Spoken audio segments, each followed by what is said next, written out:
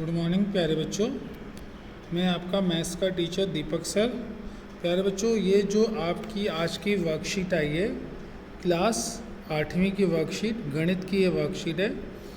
और बेटा मैं आपका मैथ्स का टीचर दीपक सर। बच्चों ये वर्कशीट का नंबर है कार्यपत्रक 20, वर्कशीट नंबर 20 है। बेटा ये आज तारीख है 1 अक्टूबर 2021 की ये वर्कशीट है। प्यारे बच्चों, इस वर्कशीट में हम इसका जो टाइटल है वो है बच्चों बहुभुज का परिचय, यानी हम ये जानेंगे कि बहुभुज क्या चीज़ होती है। प्यारे बच्चों, इससे पहले हम ये जानें कि बहुभुज क्या चीज़ है, सबसे पहले हम ये जानते हैं कि वक्र क्या चीज़ होती है।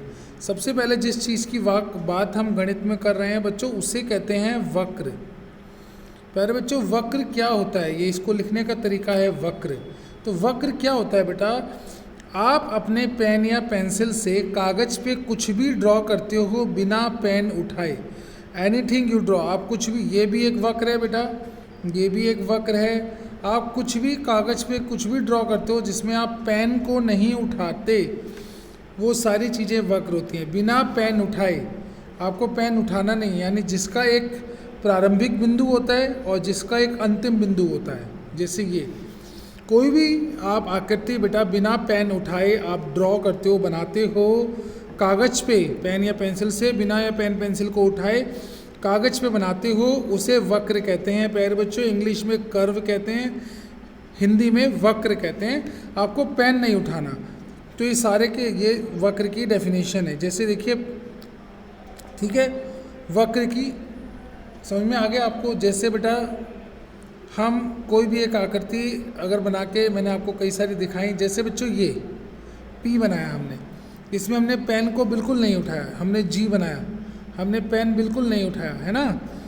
तो अगर हम बिना पेन उठाए कोई भी आकृति, जैसे जेड लिखा बिना पेन उठाए, तो ये सारे बेटा वक्र हैं। बिना पेन उठाए कोई भी आकृति आप बनाते हैं, वो सारी आकृतियाँ बेटा वक्र होती हैं, ठीक है।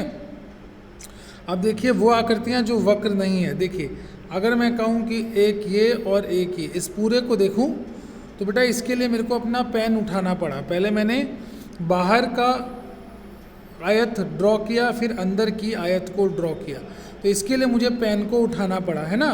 तो बेटा ये वक्र नहीं है, ये सारी चीज़ वक्र नहीं है। एक और देखिए, देखो अभी ये तो वक्र है, इसमें पेन नहीं उठाया, लेकिन जब मैं इसमें और कुछ ऐसे बना दिया तो पेन उठाना पड़ा, तो इसलिए ये पूरी आकृति वक्र नहीं है। तो वक्र क्या है बेटा, कोई भी वो आकृति जो बिना पेन उठाए बिना पेंसिल उठाए बिना आप ड्रॉ करते जाते हो, ठीक है, तो वो कहलाती है आकृति वक्र आकृति, जिसका एक शुरुआत का बिंदु और एक अंत का बिंदु होता है, उसे वक्र आकृति कहा जाता है बेटा, ठीक है।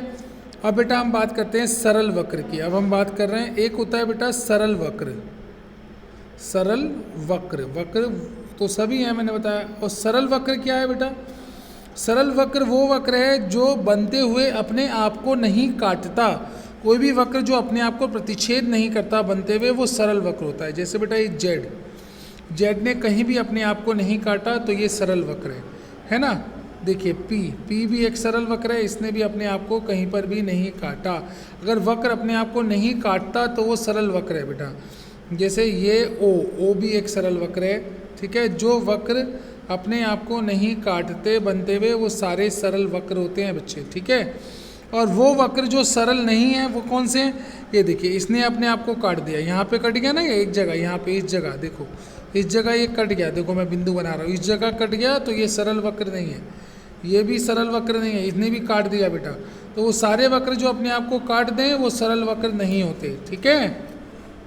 अब आपने जान लिया वक्र क्या है और सरल वक्र क्या है, ठीक है। चलिए अब बात करते हैं हम बच्चों बंद आकृति की। अब आपको सीखनी है बंद आकृति। यहाँ पे जो लिखा है ये बंद आकृति। बंद आकृति बच्चों क्या होती है, बंद आकृति होती है इस तरीके से, जैसे वृत्त आपने बनाया, वृत्त एक बंद आकृति है जिसकी कोई बाहरी सीमा होती है और अंदर से जिसका कोई क्षेत्रफल होता है, वो बंद आकृति होती है। जैसे बेटा एक त्रिभुज आपने बनाया, ये भी एक बंद आकृति है, इसके अंदर कुछ क्षेत्रफल है और इसकी एक बाहरी सीमा है।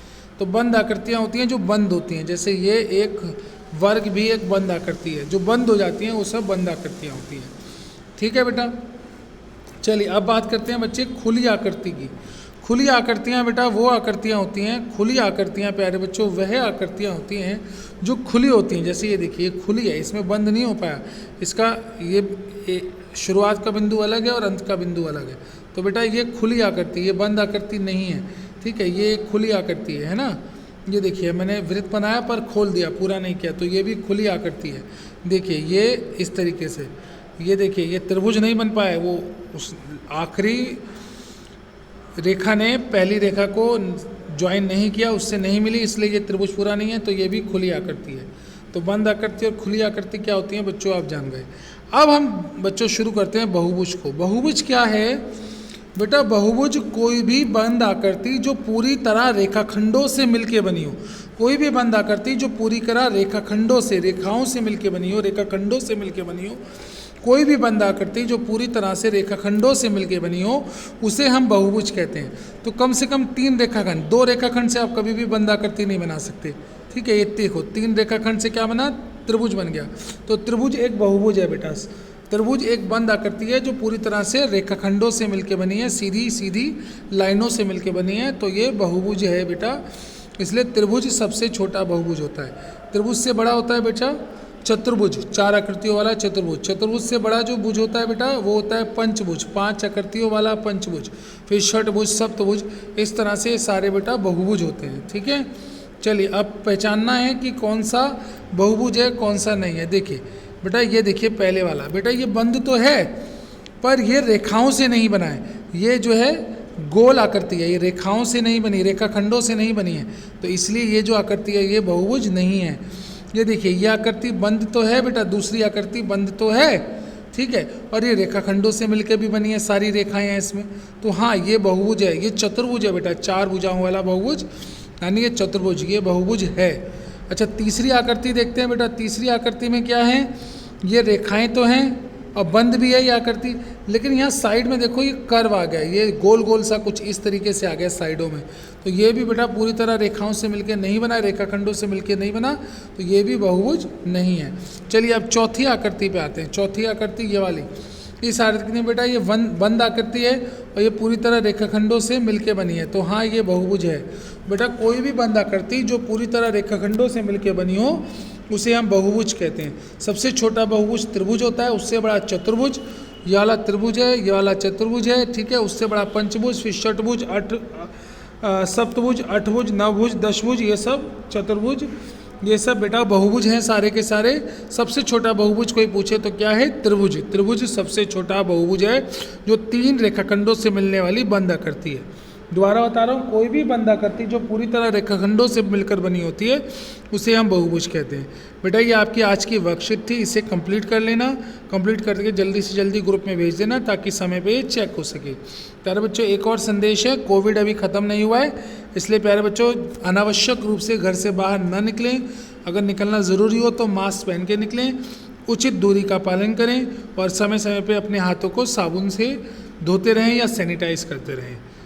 तो बच्चों ये आपकी गणित की क्लास थी, जल्दी से वर्कशीट करके भेज दीजिए।